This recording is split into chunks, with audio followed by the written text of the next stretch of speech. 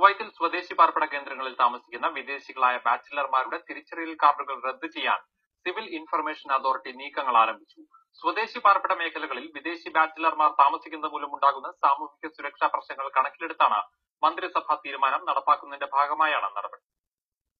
സ്വദേശി പാർപ്പിട മേഖലകളിൽ വിദേശികളായ ബാച്ചിലർമാരെ താമസിക്കുന്നതിനെതിരെയുള്ള നിയമനിർമ്മാണത്തിന് നേരത്തെ മന്ത്രിസഭാ യോഗം അംഗീകാരം നൽകിയിരുന്നു. തീരുമാനം നടപ്പാക്കുന്നതിന്റെ ഭാഗമായാണ് നിയമലംഘകർക്കെതിരെ കർശന നടപടികൾ സ്വീകരിക്കാൻ സിവിൽ ഇൻഫർമേഷൻ അതോറിറ്റി മുന്നോട്ട് വന്നിരിക്കുന്നത്. ഇതുപ്രകാരം ആദ്യഘട്ടത്തിൽ നിയമലംഘകരായ സിവിൽ കാർഡ് ഉടമകൾക്കെതിരെ കമ്പ്യൂട്ടർ ശൃംഖല വഴി ബ്ലോക്ക് ഏർപ്പെടുത്തുന്നതാണ്. ഇത്തരം സിവിൽ ഐഡി ഉടമകൾക്ക് വിവിധ മന്ത്രാലയങ്ങൾ വഴി ലഭിക്കേണ്ട യാതൊരുവിധ സേവനങ്ങളും ലഭ്യമാക്കില്ല. നിശ്ചിത സമയത്തിനു ശേഷവും ഇതേ കേന്ദ്രങ്ങളിൽ താമസം തുടരുന്നവരുടെ തിരിച്ചറിയൽ കാർഡുകൾ അടുത്ത ഘട്ടത്തിൽ റദ്ദു ചെയ്യുന്നതാണ്.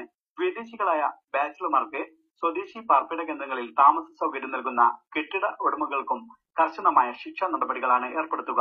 നിലവിൽ ഈ വിഭാഗത്തിൽപ്പെടുന്ന വിദേശികളെ കണ്ടെത്തുന്നതിന് നടപടികൾ ആരംഭിച്ചു കഴിഞ്ഞതായി civil information authority director general Musaad al Asousi വ്യക്തമാക്കി. സ്വദേശി പാർപ്പിട മേഖലകളിൽ താമസിക്കുന്ന വിദേശികളായ ബാച്ചിലർമാരെ പിടികൂടുന്നതിന് മുനിസിപ്പൽ ഉദ്യോഗസ്ഥരുടെ സഹായത്തോടെ ആഭ്യന്തര മന്ത്രാലയം നേരത്തെ വ്യാപകമായ പരിശോധനകൾ നടത്തിയിരുന്നു. എന്നാൽ ഇത് വേണ്ടത്ര ഫലപ്രദമാകാത്ത സാഹചര്യത്തിലാണ് പുതിയ നടപടി. Ismail Thayyoli, reporter, Kuwait.